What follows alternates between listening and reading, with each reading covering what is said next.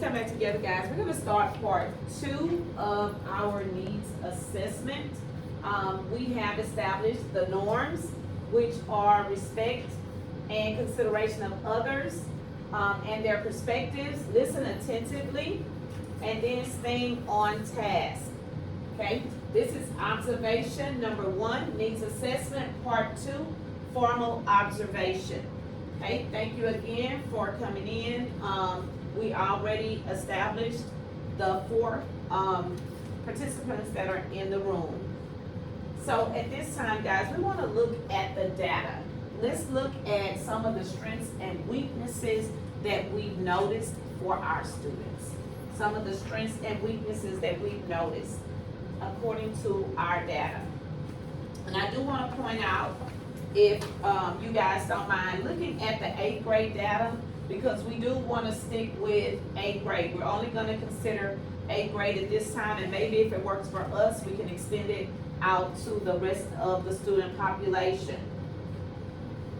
On page 4,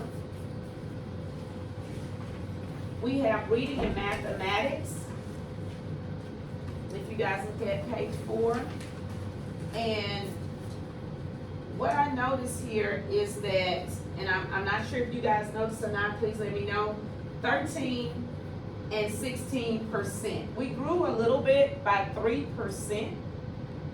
However, we're still far behind in both reading and math, in both on our STAR scores. We're behind both the state and the district. So we do have, even though there was growth, we're about 50% behind the state. And then when I look at on page, if you look at page number 5, we have our, not only ELAR, we have math, and then we have algebra. Okay, and we have all subjects here in the room, so I do want you to look at this. This is our annual growth. And can you tell me what you notice here about our annual growth? Between the years, do we notice that we've had growth, or have we declined? We have some growth in mathematics, a decline in algebra, and a little bit of growth in ELAR. A little bit of growth. Okay, so I noticed the same thing. We did have growth in ELAR. We had a little bit in math, but we did fall behind in algebra. And I want to look at some of our special populations and see if any of that has to possibly do with some of the decline. I know we have a push this year on the campus in keywords, identifying keywords and things like that.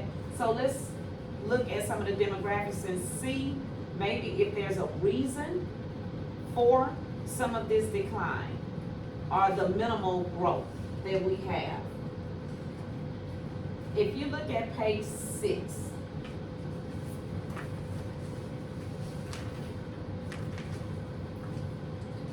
because remember, we're going to look at strengths and weaknesses. So we know that one of the weaknesses that we did see is a decline in algebra. Yes.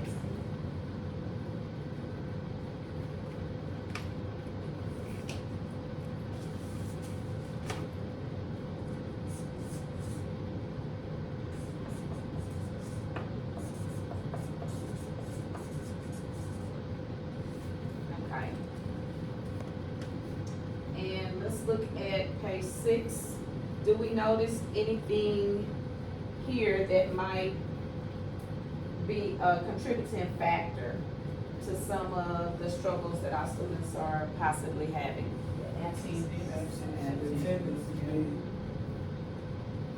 I mean, we do have a dropout rate, but it's very small considering the absent percentage. Okay. So dropout rate, considering you said it's smaller. It's smaller compared to. Yes, our dropout rate is only 4.7 as compared to absences, which is at 50.9. Okay, so strength, we are student retention, because they're not dropping out. They're not dropping out. Okay, so at least we see that there is some intention about staying in school. Yes. Okay. But the chronic absenteeism is really high, especially in comparison to the state and district. Okay, so we have a problem with absenteeism.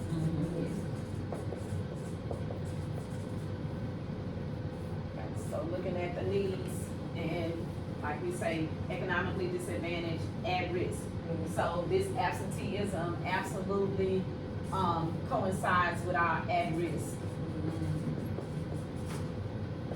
Okay, and wondering if some of it is connected with being economically disadvantaged. Maybe they can't come to school, get to school, no ride when it's raining and things like that. Okay, so I did see that, and I did notice that as well. 88%. When we look at that, the attendance rate, and then chronic absenteeism, 50%. I mean, that has to be impactful to our, academics. Absolutely. And then if you guys go ahead and move to page 7, if we can pull out some of the strengths and weaknesses from page 7.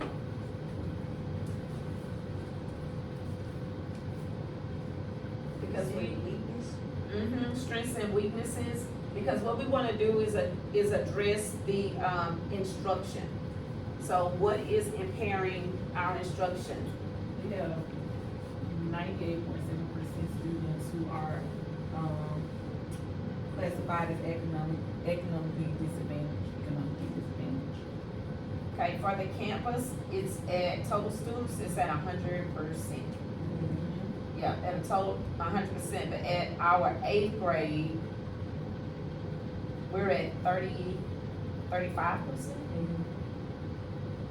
which is actually the highest in all the grade levels. So that's huge. And then we let's look at our ethnic distribution. We are predominantly African American and Hispanic. African American and Hispanic. What I'm looking at is our homeless count. The percent is not high, but that might have something to do with our absences as well. Because sometimes they might not be able to get to school, depending on what they're dealing with I agree. that day. I agree.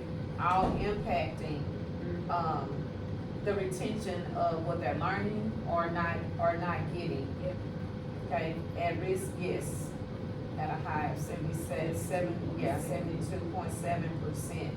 And then if we look down a little bit lower, let's look at our bilingual and special education. We have 164 bilingual students. So language acquisition, I wanna look at, if you guys, do you agree that language acquisition might be one of our weaknesses?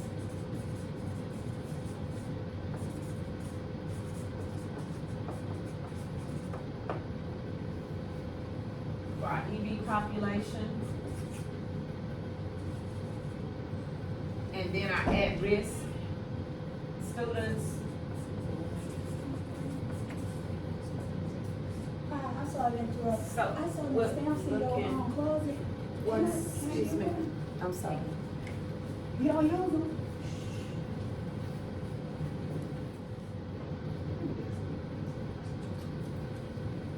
Okay. We're gonna reconvene really quickly and readdress the at-risk. We're looking at the weaknesses and strengths that we should be addressing, for our students, especially for their achievement.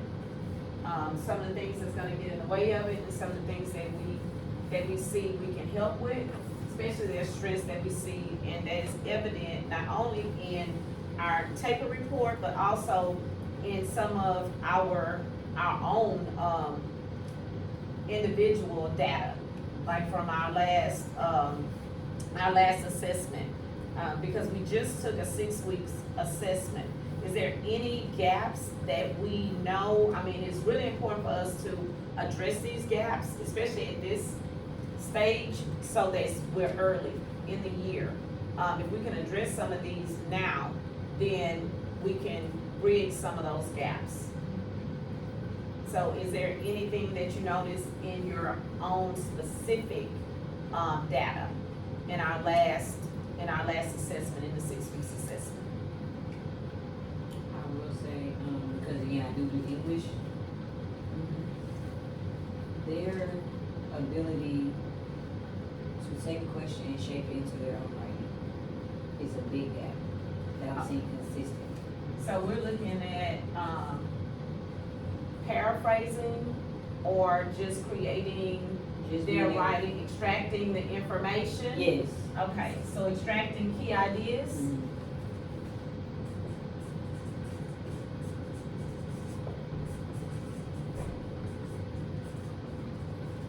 Okay, so extracting key ideas, I can agree with that. I notice it, especially in their writing.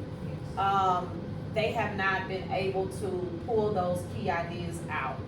And I do know that SCRs is gonna be a big push, it's a campus push.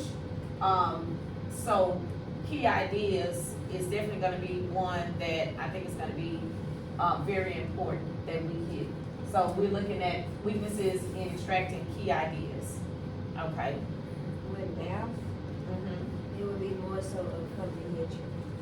They can do the numbers all day, but when it comes to comprehending what the question is asking you, is where they fall short. Okay, so the comprehension, understanding it, being able to break it down. Taking a word problem and turning it into your numbers, your formula, basically. Okay, so with that, I know that this is, we do wanna do cross-curricular, looking at the needs and seeing how maybe one specific, point for us to address, may be able to affect or impact each of our contents. Okay, so comprehension. What about in science? I would definitely say, like, looking for their keywords, because I know vocabulary is a huge part of science, so being able to find their keywords and then match them with a simpler meaning is something that they have a hard time with. Okay, so they're having a hard time with Okay, with vocab and the simple. yes. So all across the board, it seems like metacognition is a big issue. Okay, They can't actually metacognition. think and do the skill while they are reading I'm gonna put or some of these answering over questions. here.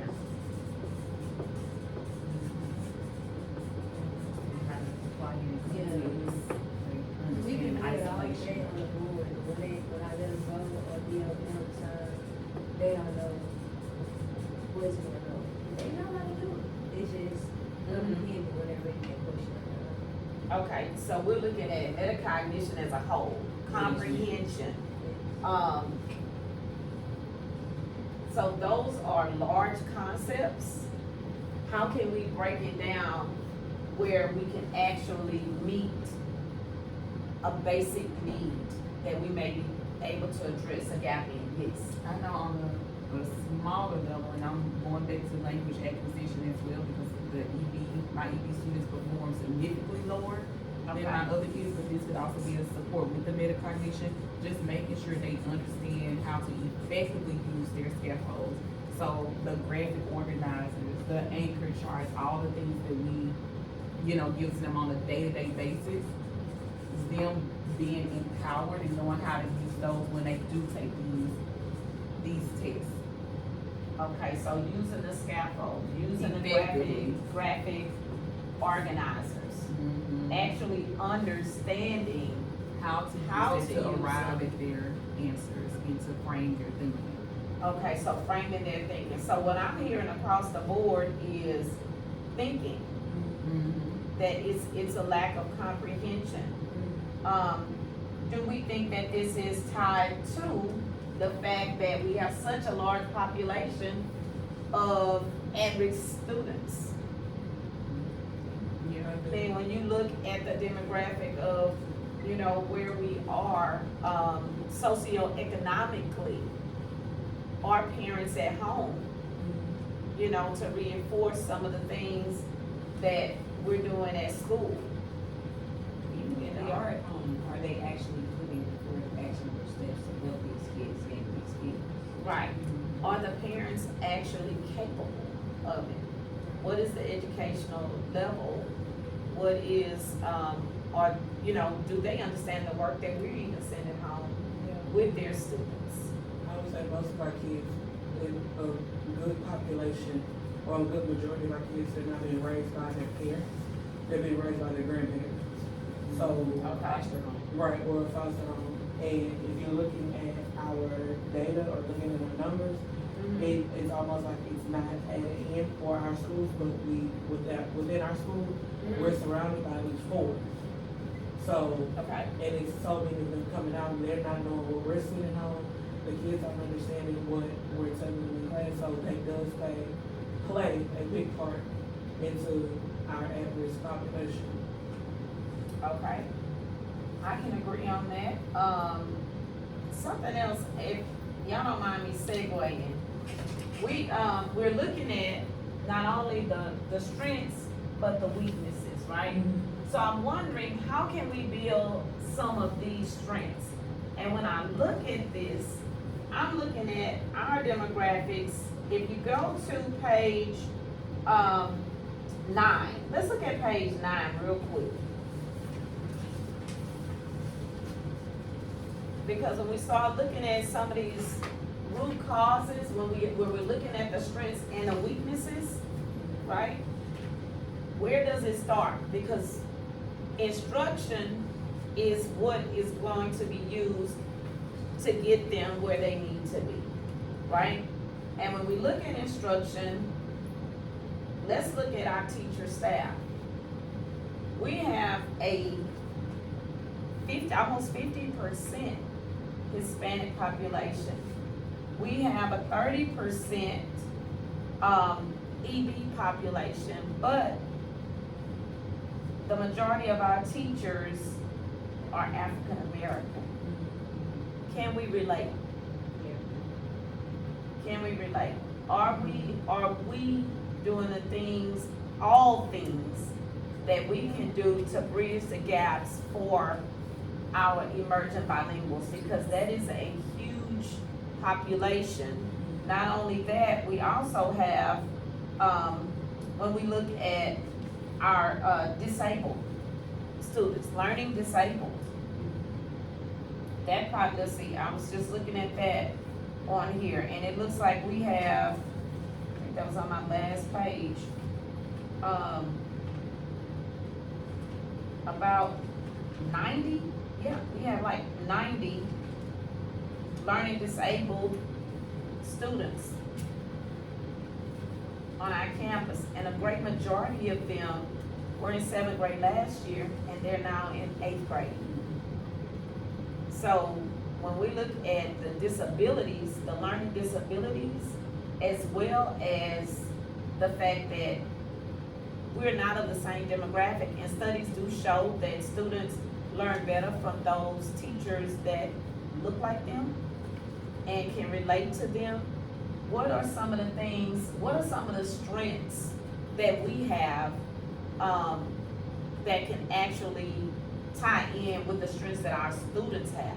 Because I noticed we said that the dropout rates are low. What else do we notice about our students? What other strengths do we notice about our students, those that don't look like us, that we're seeing in them, that keeps them motivated, that keeps them wanting to learn?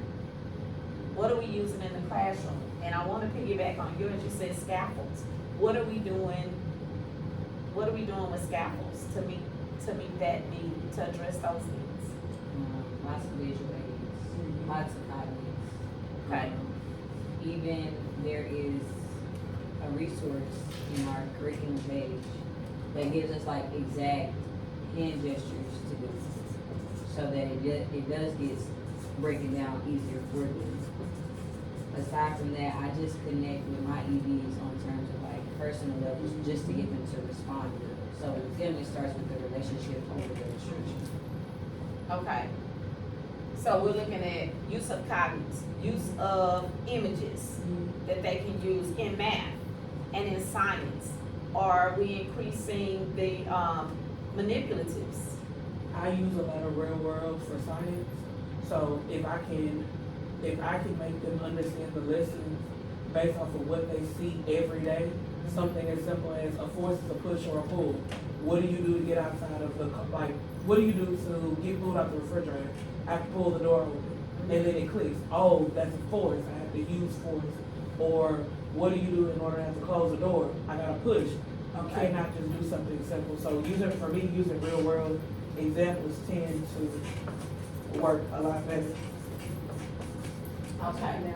So I wanna add, at this time, I wanna add some of the things that we can do to meet some of these weaknesses, because we've looked at their strengths, we've listed their weaknesses. What can we do as teachers to meet those needs, and also to come up with a consensus of what we want to kind of make it our point that we wanna push and support. One specific thing that we wanna push and support in all of our classes, because cross content, if they're stronger in my class, because I am using keywords and I'm making sure that they're annotating and breaking down and structuring, then that's gonna help you on your word problems. So now they know what to look for, even if it's in structuring and breaking down a problem into steps, it's as the scaffolds that you were saying. So you said real world, we have scaffolds, using those, and let's list some of the other ideas that we could use to actually bridge that gap in instruction. What are some of the other things that we think that we can address? So we're looking at meeting those needs, meeting the needs for the economically disadvantaged, some of our average students, especially SPED, and I can't say especially SPED and EB, because even in our economically disadvantaged, what I'm noticing is it's a lack of support when I'm talking to them specifically that they're getting at home. What they get here is it. And they're not getting any extended learning. They're not doing homework, they're not bringing it back. So how can we push that? So we can push the instruction so that they can get the learning. I mean, like you said, like we can't say especially SPED, especially EB, but one thing I have learned is these kids are very extrinsically motivated. So Incentives, okay. Okay, so we're gonna use incentives. So incentives for instruction, because we wanna keep it at instruction. What are we instructionally doing? So we are gonna do incentives, right? But what are we incentivizing? What piece of the instruction do we want to kind of decide that that's our focus? And then if that's our focus, then we can incentivize that focus. But instruction wise, what do we want to say is our focus piece on instruction? What consensus? What would help across the board? Can we incentivize our DOL performances, or are we talking about one specific Skill. Okay. One specific skill. What would be that impact skill that we could, one instructional piece that we can kind of hone in on, and it would help with ER, yeah, science, math, social studies. What would that be? And definitely. Annotations, okay. I think vocabulary as well. That's hard, we're not Okay, supposed to. So You're not supposed to teach it, but when they're doing their responses, like when they use the stems, which all of us should be, let's say, that we can have, if you use,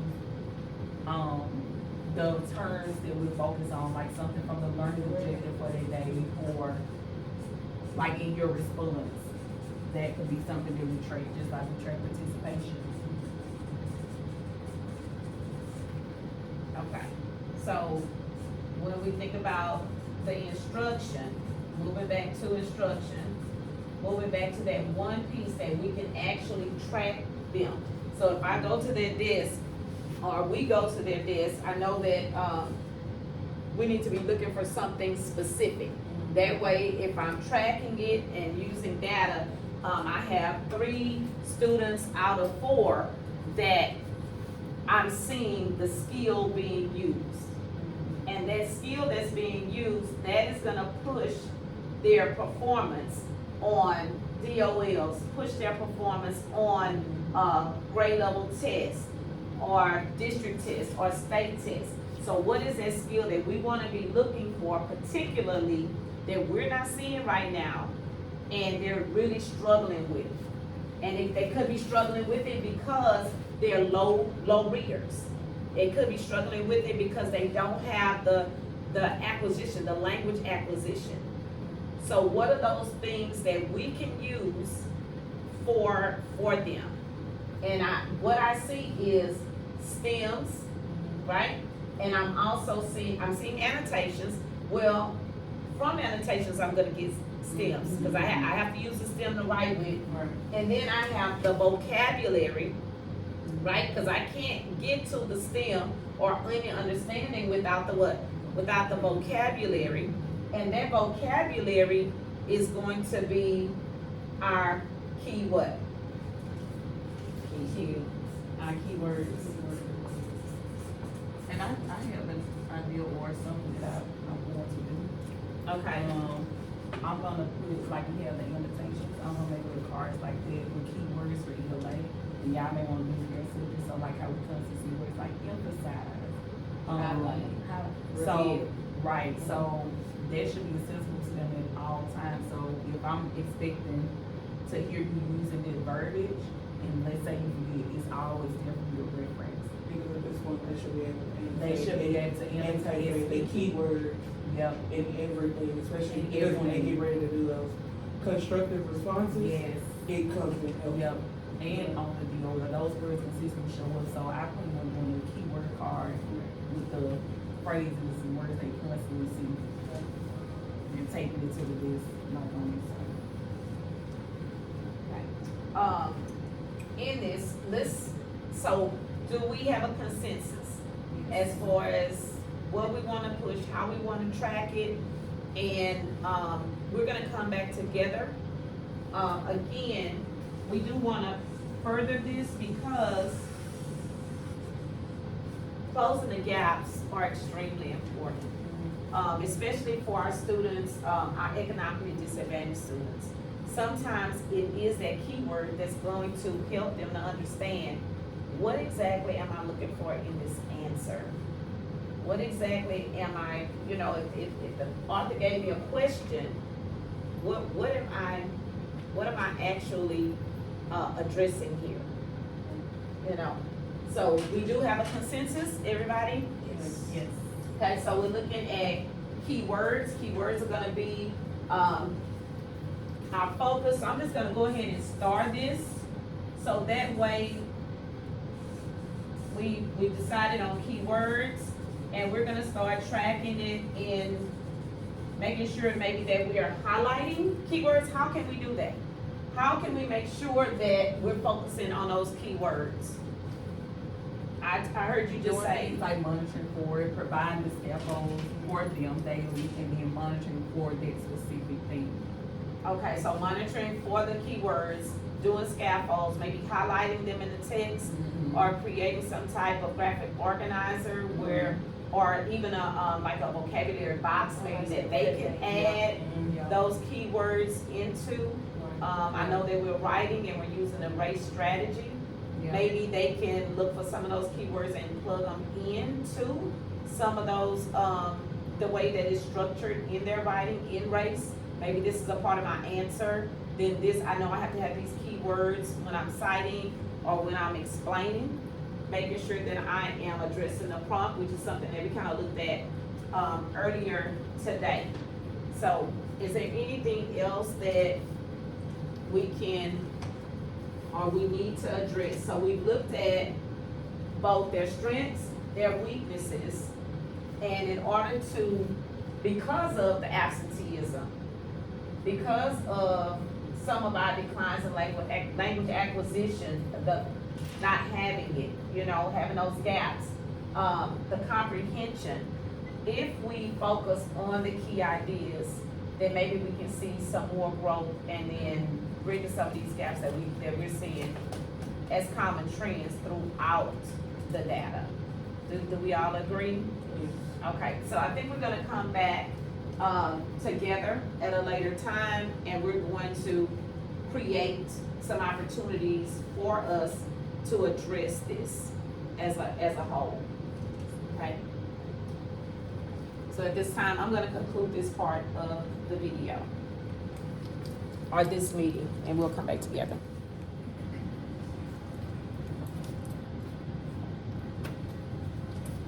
Okay, let's come back together.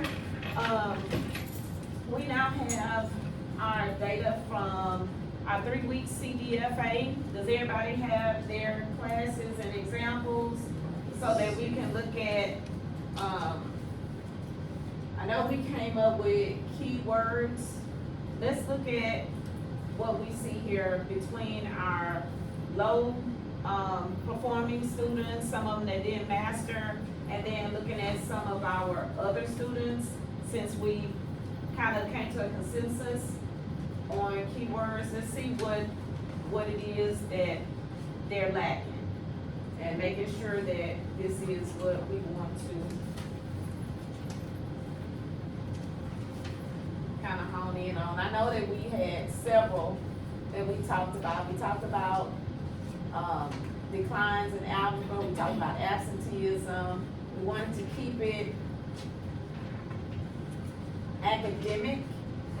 So we talked about comprehension, keywords, annotations, and vocabulary. And they may be coming up with some scaffolds. Okay.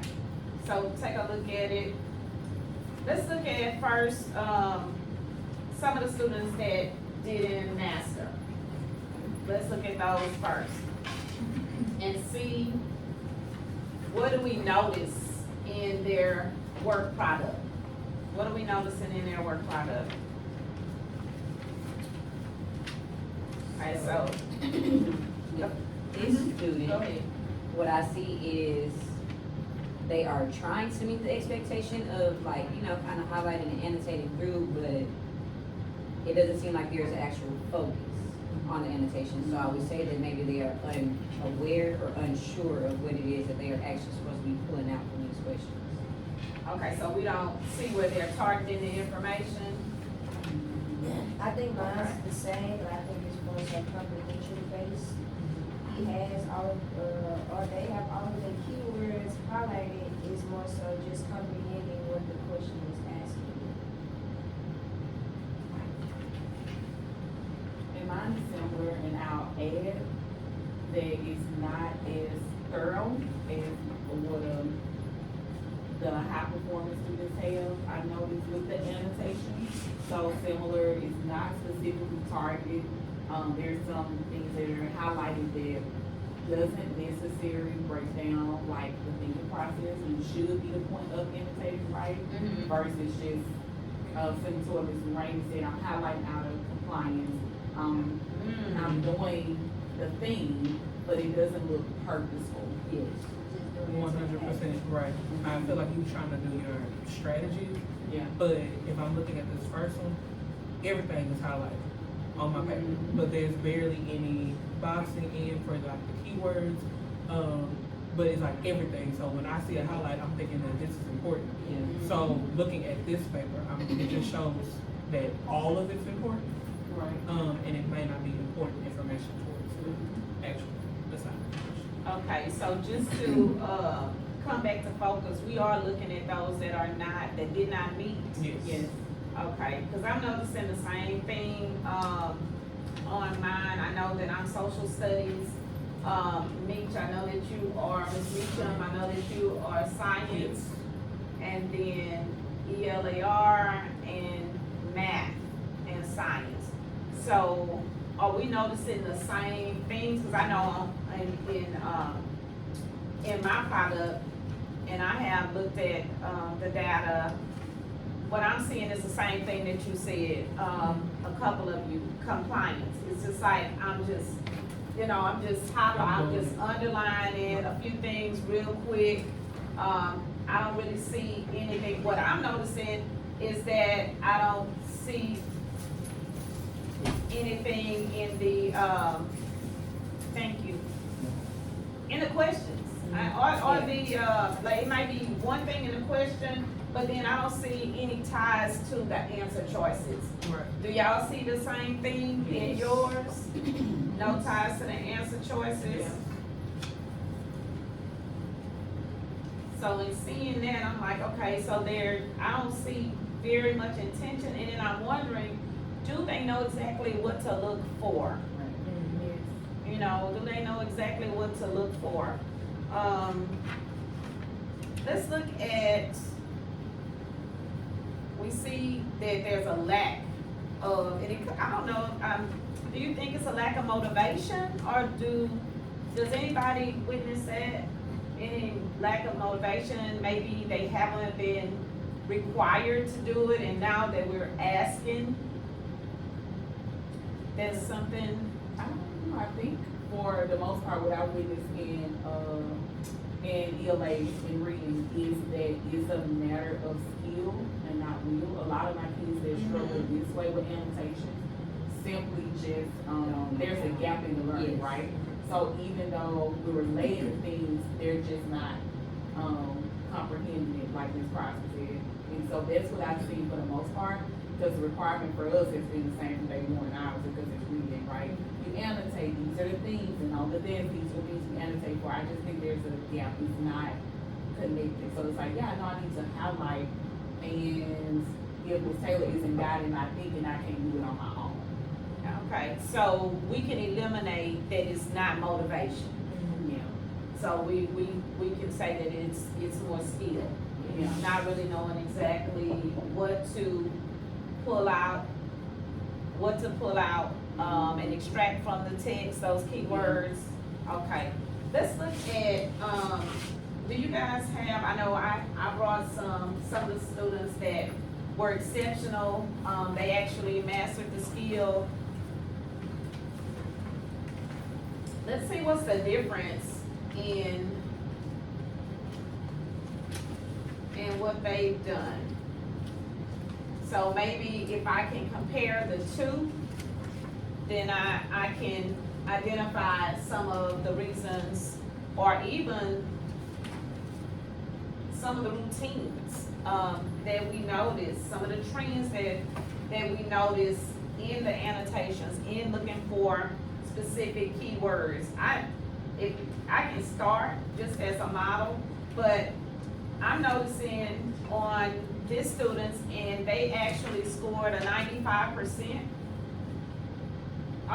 Right off the bat, I noticed circled words, circled keywords, box keywords. I even noticed color coding.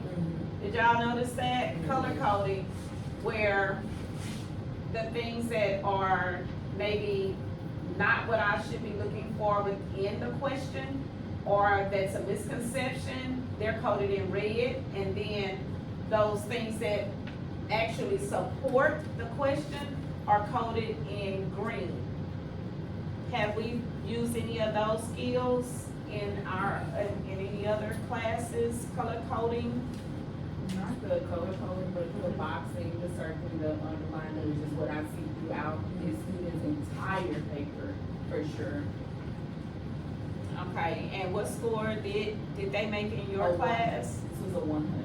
Okay, so this is a 100. Yeah. Okay, so they have made the connections throughout. What about, you, Ms. Meacham? What do you notice in your classroom, your higher, What I'm noticing is yes to the underline and then the boxing, but next to the answer, it goes back to they say like this is multiple things. So it'll tell you like it goes back to the question with whatever the question is. So it matches the keywords from the answer choice to the keywords in the question. okay. Do you mind if I take a look at yours really quickly? I just wanna compare it to what I have here. And this was one, oh wow. Okay, so I see addition, you have, they're even highlighting, the question. So they know exactly what they should be looking for within in the answer choices. Okay, going back to the keywords. Ms. Crosby, what do you notice in your data?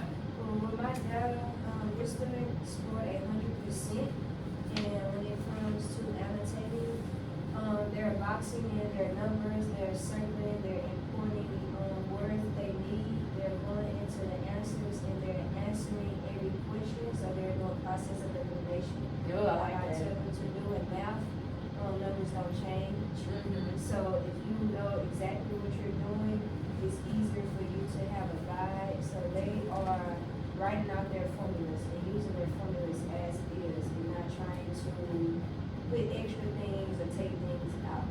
So like I said, as long as you know what formula you're using, you will be successful. So she was very successful in finding out what formula she's using and then even going a step further and telling you in the answer choices which formula was which. So that way she knew I couldn't use this because it's not the right formula. Okay. Yeah, that's essentially it. So was there a, success criteria? Do you like give them a success criteria that they are looking for specifically when they get their, assessment or even in just working it out every day? Is there a success criteria so they know exactly what to look for? Yes, we have visual aids as well in math, so like I can say right now, we're dealing with triangle sum theorem, which is a version of Pythagorean theorem. Mm-hmm. And basically, what they need to know is whenever they get certain different triangles, you have some triangles that are just regular triangles, and you have some that are triangles with extended angles outside. So you should be able to dictate the two by seeing that one has a line, one doesn't. And we know that the one with the line has a certain formula, and the one with the line has a certain formula, and the one without a line has a certain formula. So you can look at that picture and say, hey, this one has a line, we're using exterior. This one has no line, we're using triangle sum theorem. And you know exactly what those formulas are for both, you will be able to dictate which is which. So they get keywords as well that coincides with whatever number they're working with. Okay. I see you put on your jacket. I apologize for it being so cold, in here. So the keywords, would that apply in the word problems? Cause I know you said two different images. Does that go with the, word problem so that whatever those words are, they can isolate those words and then make sure that it matches the images? So it goes more so with those words, because you can see a picture all day, you can be able to tell, but when they give it to you in a word problem, how can you dictate that they're talking about a triangle? It's a isosceles triangle, standing triangle. How do you know what triangle they're talking about? So the keywords is to them with the word problem. Because we see a lot of word problems in math. My kids like to say, well, you know, math is numbers, but it's not all of it. They give you math in different ways. So you have to be able to teach them that, hey, in different ways that you can see a math problem. It's not just gonna give you the numbers and tell you to solve it. It's gonna tell you Johnny had 2 apples and he ate 3. Okay, so it's important that they know those keywords here as well. So I wanna go back, and make sure that we looked at, scaffolds, incentives, annotations, stems, and vocabulary. So when we're looking at this data, does it support the fact that we're narrowing this down to keywords? Yes, okay, all right, so we'll move on to the next portion at this time. Is everybody good with that? Okay, great, thank you so much.